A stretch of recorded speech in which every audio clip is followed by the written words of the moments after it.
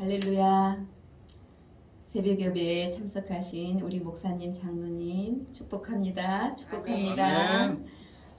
어젯밤에 저는 너무나 편안하고 정말 하나님의 임재 안에서 거하는 시간을 누렸습니다.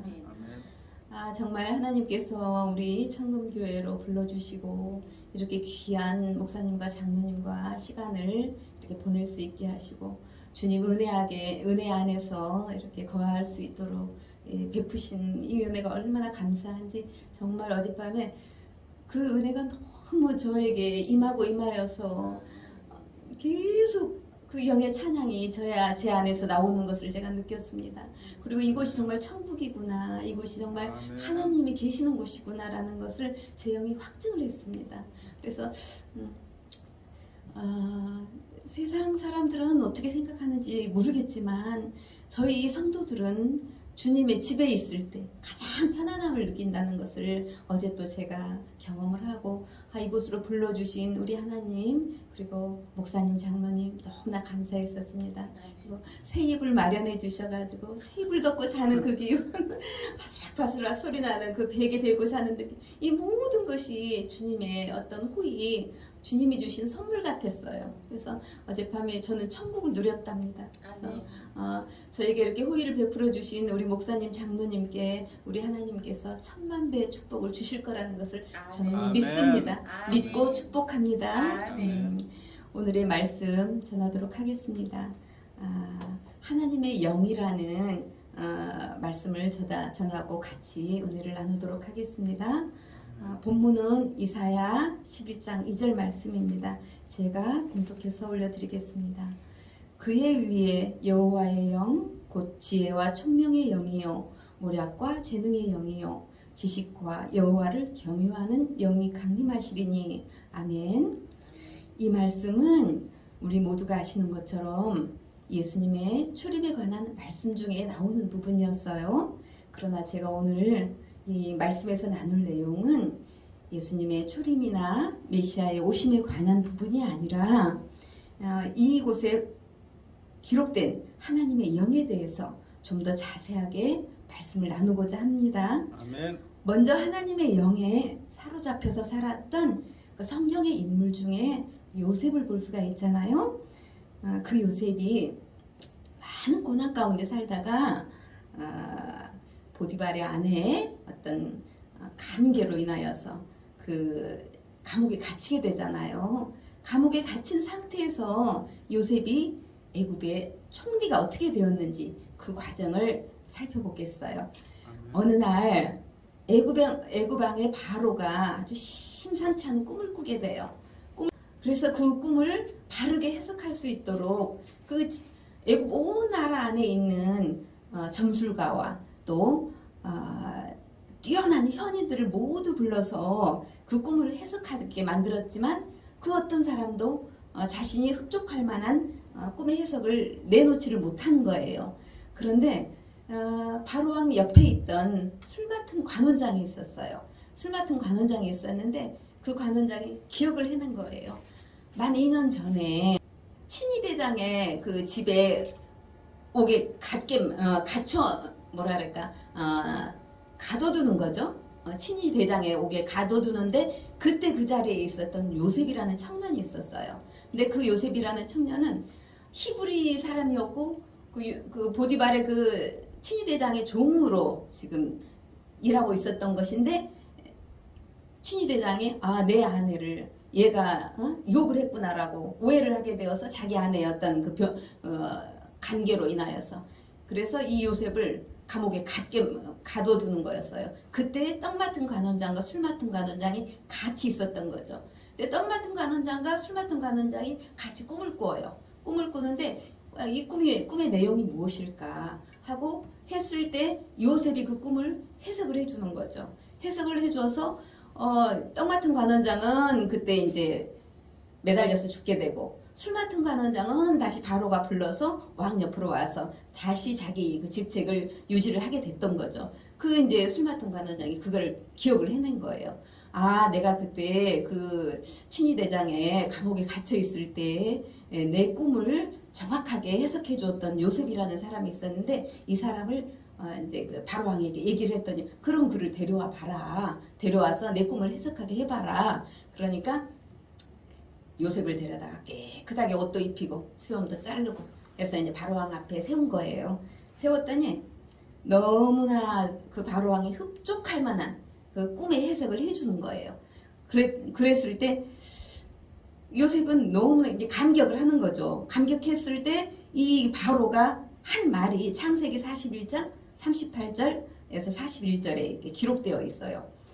바로가 그의 신하들에게 이르되 이와 같이 하나님의 영에 감동된 사람을 우리가 어찌 찾을 수 있으리요 하고 요셉에게 이르되 하나님이 이 모든 것을 너에게 보이셨으니 너와 같이 명철하고 지혜 있는 자가 없도다. 너는 내 집을 다스려라. 내 백성이 다 네 명령을 복종하게 될 것이다. 내가 너보다 높은 것은 내 왕자뿐이다. 바로가 또 요셉에게 이르되 내가 너를 애굽 온 땅의 총리가 되게 하노라. 이렇게 하면서 그 일개 히브리 종이었던 요셉을 그 자리에서 그 애굽 강대국의 총리를 만들게 되는 것이죠. 그렇게 되었던 이유가 무엇입니까? 요셉 안에 있었던 하나님의 영, 그 영을 바로가 알아본 것이에요. 바로는 이방 나라의 왕이었었어요. 하지만 이방 나라의 왕이었지만 요셉에게 있었던 하나님의 영을 볼 수 있는 눈이 있었던 거죠. 하나님이 그 눈을 넣어주셨던 거예요. 왜냐하면 하나님의 역사를 이루어가기 위하여서. 바로가 요셉을 총리로 세우지 않았으면 이스라엘 역사는 없었잖아요.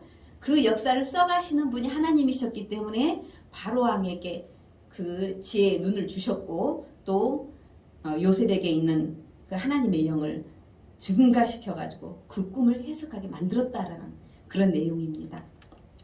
38절을 다시 한번 이렇게 읽어보면은 이와 같이 하나님의 영에 감동된 사람을 우리가 어찌 얻을 수 있으리요 라고 되어 있어요. 요셉을 향한 바로 왕의 이 표현이 정말 저는 그 애굽 왕이었지만 이방 나라 왕이었지만 저에게도 감동스러웠어요. 바로 왕에게 이렇게 사람을 보는 눈, 하나님이 주신 그 눈이 있었기 때문에 이스라엘 역사는 그렇게 써져 갔구나라는 것을 알게 되었던 것이에요. 그러면 오늘 주제가 되는 하나님의 영, 즉 우리 성령님에 대해서 잘 묘사해주는 본문 말씀을 살펴보겠어요. 본문 이사야 11장 2절이에요. 그의 위에 여호와의 영, 곧 지혜와 총명의 영이요 모략과 재능의 영이요 지식과 여호와를 경외하는 영이 강림하시리니 라고 되어 있어요. 이 본문 말씀을 좀 더 자세하게 풀어보도록 하겠어요. 첫 번째, 여호와의 영, 즉 성령님은 지혜와 총명의 영이십니다. 하나님의 영, 성령님은 곧 하나님이세요. 세상을 창조하시고 성경을 기록하신 분, 그런 거시적인 결론을 취하신 분이시라는 거죠. 그런 분께서 누군가를 들어서 사용하시면 그분의 한 속성인 지혜와 총명이 그 사람에게 어떻게 드러나게 되는지 성경에 이렇게 증거된 예로 오늘은 솔로몬의 예를 보도록 하겠어요. 열왕기상 4장 29절로 34절 말씀 제가 봉독해서 올려드리겠습니다. 하나님이 솔로몬에게 지혜와 총명을 심히 많이 주시고 또 넓은 마음을 주시되 바닷가의 모래와 같이 하셨으니 솔로몬의 지혜가 동쪽 모든 사람의 지혜와 애굽의 모든 지혜보다 뛰어난지라. 그는 모든 사람보다 지혜로워서 예스라 사람 에단과 마을의 아들 헤만과 갈굴과 다르다보다 나음으로 그의 이름이 사방 모든 나라에 들렸더라. 그가 잠언 3000가지를 말하였고 그의 노래는 1005편이며 그가 또 초목에 대하여 말하되 레바논의 백향목으로부터 담에 나는 우슬초까지 하고 그가 또 짐승과 새와 기어다니는 것과 물고기에 대하여 말한지라. 사람들이 솔로몬의 지혜를 들으러 왔으니 이는 그의 지혜의 소문을 들은 천하 모든 왕들이 보낸 자들이었더라. 솔로몬 외에도 다니엘은 하나님이 주시는 지혜로 바벨론에서 가장 두각을 나타냈던 인물이었어요. 또한 다윗도 하나님의 영으로 인하여서 하나님 마음에 합한 왕이 되었던 것이었고요. 하나님의 영이신 성령님은 세상을 창조하고 성경을 기록하셨어요. 우리의 구원자이신 예수님을 증거하시는 분이시고 그 진리를 나타내시는 분이세요. 하지만 우리 성령님께서 그 영역에만 머물러 계시는 분이 아니시라는 거예요. 당신이 창조하신 세상의 모든 분야에 있어서 최상의 전문가가 되신다는 거예요. 성령님은 세상을 뛰어넘는 완벽한 지혜를 갖고 계시는 그런 분이라는 거예요. 우리의 삶 가운데서 이런 성령님의 도움을 넉넉히 누리면서 살기 위해서는 우리가 성령님에 대해서 바르게 아는 것이 중요한 거예요. 성령님은 진리의 영이시면서 지혜와 또 총명의 영이세요.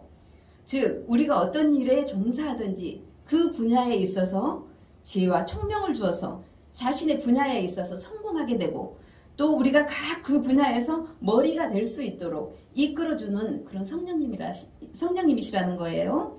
또한 교회를 섬기는 지체들에게는 그 지혜와 총명을 주심으로 인하여서 예수님의 몸된 교회를 아름답게 섬길 수 있도록 도와주시는 분이시기도 하셔요.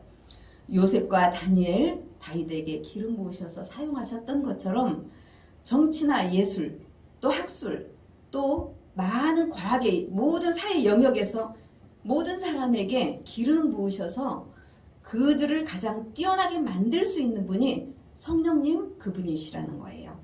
그러므로 우리는 누구라도 하나님의 영이신 성령님을 갈망해야 되는 거예요. 그분으로부터 지혜와 총명의 영을 충분하게 공급받을 수 있도록 우리가 그렇게 하나님께 구해야 된다는 것이죠. 열왕기상 3장 11절에서 13절에 보면은 하나님께서 솔로몬에게 하신 말씀이 있었어요. 제가 봉독해 드리겠습니다. 자기를 위하여 장수를 오래 사는 것을 구하지도 않고 부도 구하지 않고 부유하게 사는 것도 구하지도 않고 자기 원수의 생명을 멸하기도 구하지 않고 내 원수를 죽여달라는 것도 구하지 않고 오직 송사를 듣고 분별하는 지혜를 구하였으니 내가 네가 말한 대로 너에게 지혜롭고 총명한 마음을 주노니 내 앞에서도 너와 같은 자가 없거니와 내 뒤에도 너와 같은 자가 일어남이 없으리라. 내가 구하지 아니한 부귀와 영광도 내게 주노니 내 평생의 왕들 중에 너와 같은 자가 없으리라. 이렇게 말씀하셨어요. 이 말씀이 뭐냐면은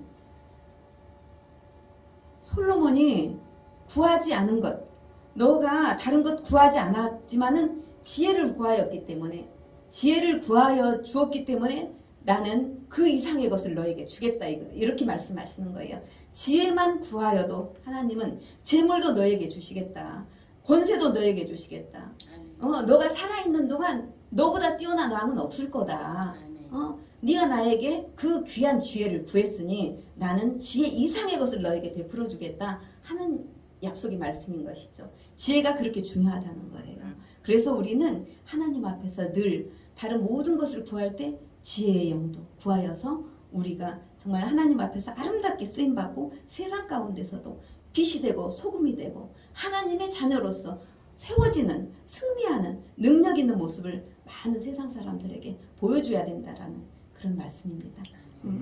하나님의 말씀처럼 우리에게 지혜와 총명의 영이신 성령님이 임하시면은 우리가 구하지 않은 것까지도 하나님께서 호의로 베풀어 주신다는 거예요. 만족할 만큼 우리가 누리면서 살 수 있도록 하나님께서는 우리를 책임져 주신다는 거예요.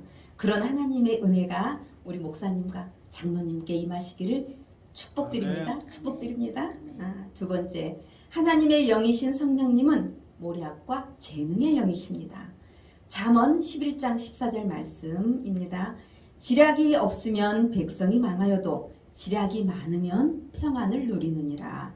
잠언 15장 22절 의논이 없으면 경영이 무너지고 지략이 많으면 경영이 성립하느니라. 잠언 24장 6절 말씀이에요.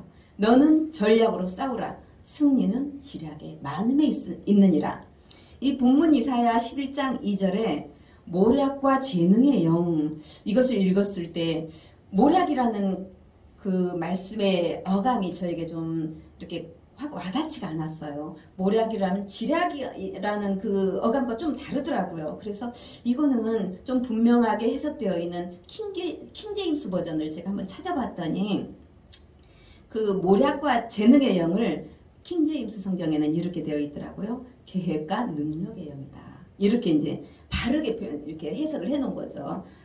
모략이라고 번역한 개역 개정과는 다르게 저는 모략의 뜻을 읽어드린 잠언에서 그 모략의 뜻이 어느 정도 전달되었다고 저는 지금 생각하거든요. 모략을 그러니까 지략으로 읽어도 틀리지 않다라고 보는 거예요. 지략은 킹제임스 번역의 계획이라고 되어 있는데 그것과 같은 일맥상통한 내용이라는 것입니다. 그렇다면 하나님의 영은 지략과 능력의 영이시라는 거예요.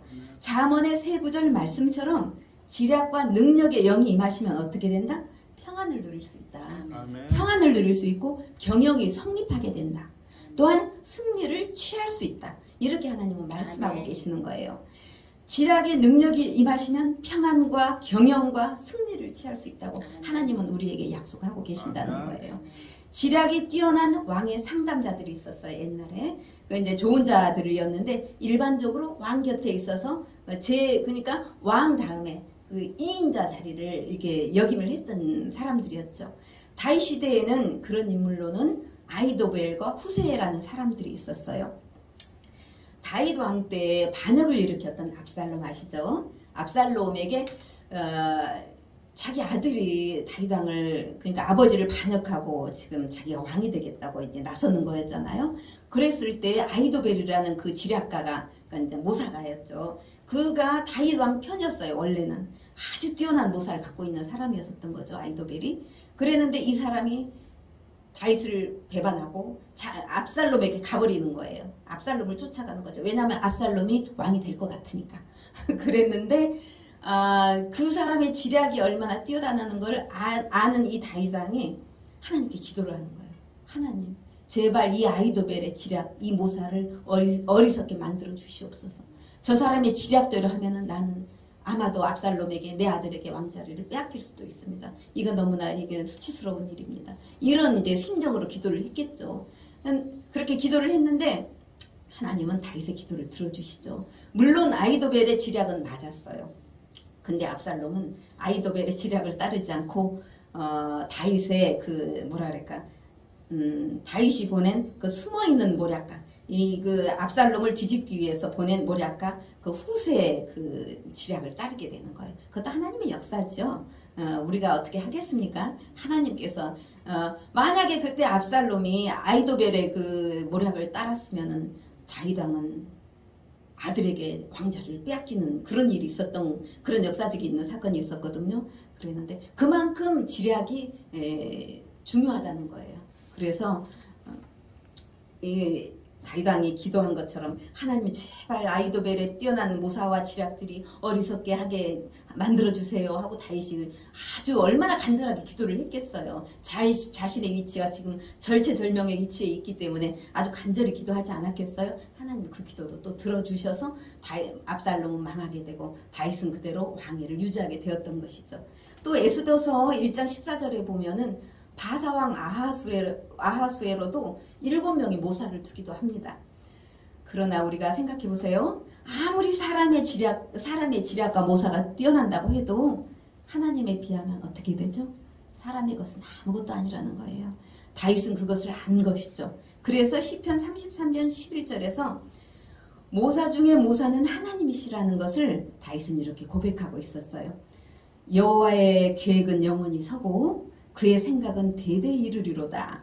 사람이 갖는 수준으로는 하나님과 비교가 안 된다는 것이에요. 사람의 계획이 영원할 수가 없고 사람의 생각이라는 것은 순간에 불과하다는 것을 이렇게 고백했던 것이에요. 또 신학에 와서 바울은 하나님의 모사가 될 수 있는 자는 세상에 아무도 없다라고 고백한 부분이 로마서 11장 33절로 34절 말씀입니다. 제가 봉독해 드리겠습니다. 깊도다 하나님의 지혜와 지식의 풍성함이여 그의 판단은 헤아리지 못할 것이며 그의 길은 찾지 못할 것이로다. 누가 주의 마음을 알았느냐? 누가 주의 모사가 되었느냐?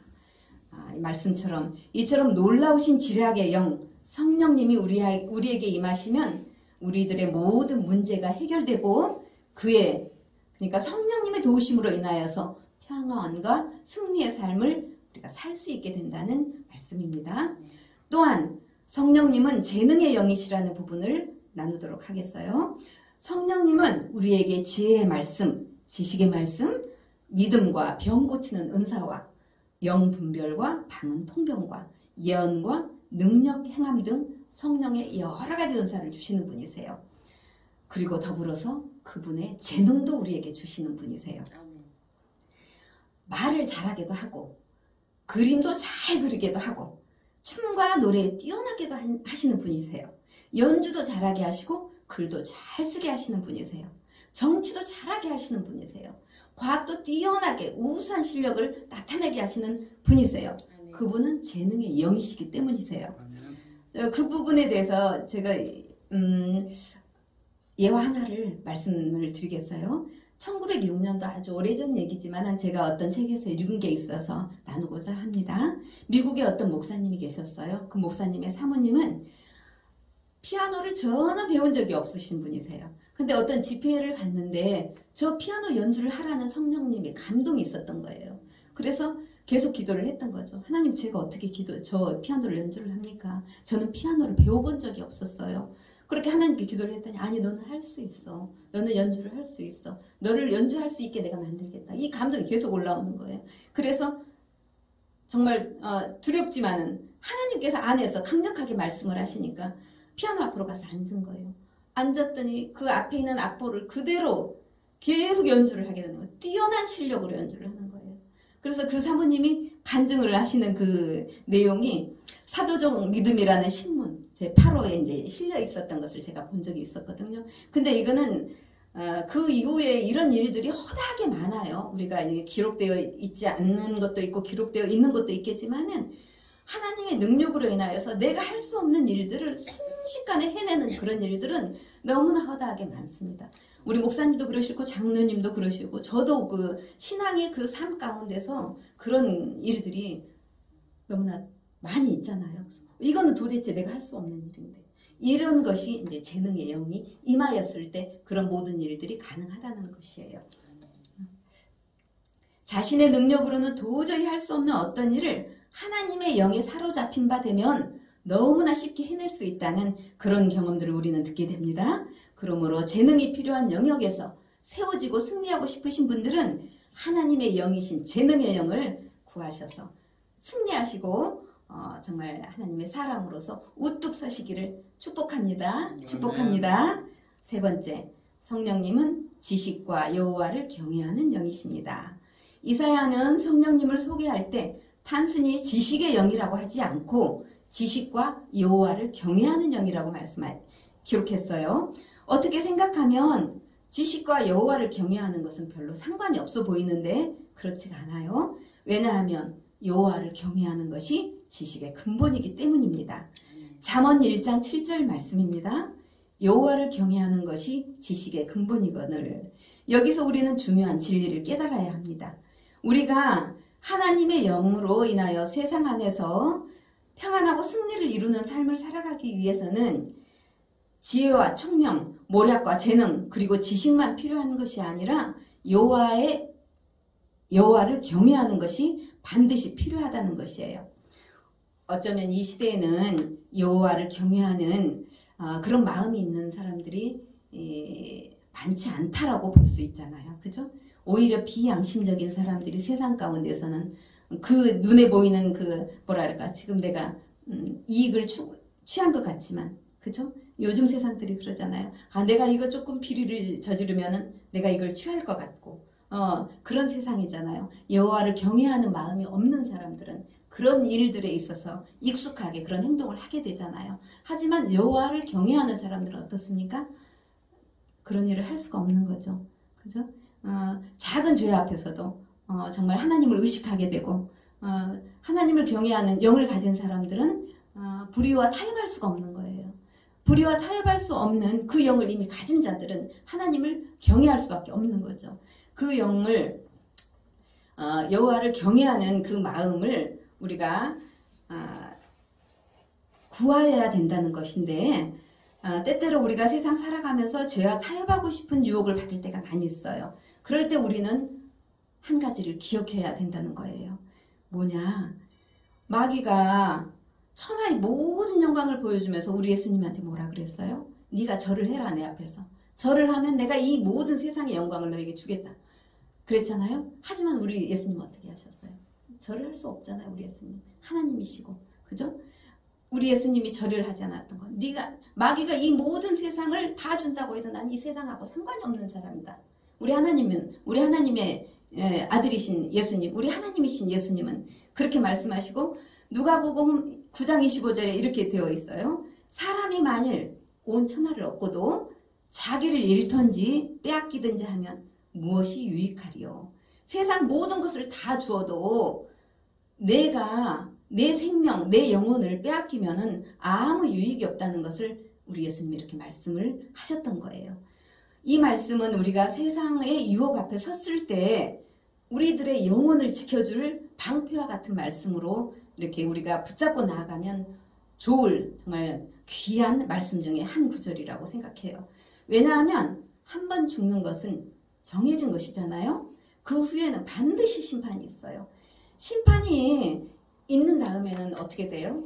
하나님의 영으로, 하나님의 뜻으로 산 사람들은 구원받아서 영생을 천국에서 누릴 수가 있고, 그렇지 못한 사람, 세상에서 자기 유익을 취하고 세상적으로 살았던 사람은 영원히 지옥 가운데서 다시는 돌아올 수 없는 그 고통스러운 것에서 영원히 살게 되지 않습니까? 그래서 내 영혼을 지키는 것, 그것은 여호와를 경외할 때 내 영혼을 지킬 수 있다라는 것입니다. 아멘. 말씀을 마무리하겠습니다. 요셉과 다니엘과 다윗은 회막을 지키는 제사장이 아니었었어요. 세상에서 활동한 정치가였고 경제인이었고 그랬지 않습니까? 하지만 제사장 이상으로 그들은 하나님을 경외하고 양심을 지켰어요. 그랬어도 편법을 쓰지 않았어도 그들은 그들의 자리에서 최고의 자리에 올라설 수 있었던 거예요. 편법을 쓰지 않아도 그들이 하나님을 경외했기 때문에 하나님은 그들의 자리에서 가장 승리할 수 있도록 하나님께서 도와주시고 함께 하셨다는 것입니다. 여호와를 경외하는 자들에게 주어진 하나님의 약속의 말씀들을 제가 몇 구절 올려드리겠습니다. 시편 34편 9절, 너희 성도들아 여호와를 경외하라. 저를 경외하는 자에게는 부족함이 없도다. 시편 111편 5절, 여호와께서 자기를 경외하는 자에게 양식을 주시며 그 언약을 영원히 기억하시리로다. 잠언 14장 26절, 여호와를 경외하는 자에게는 견고한 의뢰가 있나니 그 자녀들에게 피난처가 있으리라. 잠언 22장 4절, 겸손과 여호와를 경외하는 보응은 재물과 영광과 생명이니라. 놀라운 약속의 말씀이에요. 여호와를 경외하면은 부족함 없이 살 수 있게 된다는 것이에요. 여호와를 경외하게 되면은 그 하나님께서 약속하신 그 언약을 끝까지 견고하게 지켜주신다는 거예요. 여호와를 경외하는 자녀에게는 자녀들을 지켜주신다는 거예요. 여호와를 경외하는 자에게는 재물과 영광으로 채워주신다는 거예요. 아멘. 놀라운 약속이에요. 우리는 성경 말씀에 있는 이 약속 딱 붙잡고 나아가면 하나님 앞에서 아름답게 세워질 수가 있는 거예요. 이외에도 여호와를 경외하는 자에게 주신 약속의 말씀은 너무나 많아요. 그러므로 우리는 하나님의 영이신 성령님께 감동된 자가 되어서 요셉처럼 다니엘처럼 다윗처럼 하나님의 영이신 지혜와 총명의 영, 모략과 재능의 영, 지식과 여호와를 경외하는 영을 받아서 하나님께 아름답게 쓰임받고 하나님의 영광을 위하여 살아가시는 축복의 사람 되시길 예수님의 이름으로 축복합니다. 아멘. 축복합니다. 네. 아멘. 수고하셨습니다. 수고하셨습니다.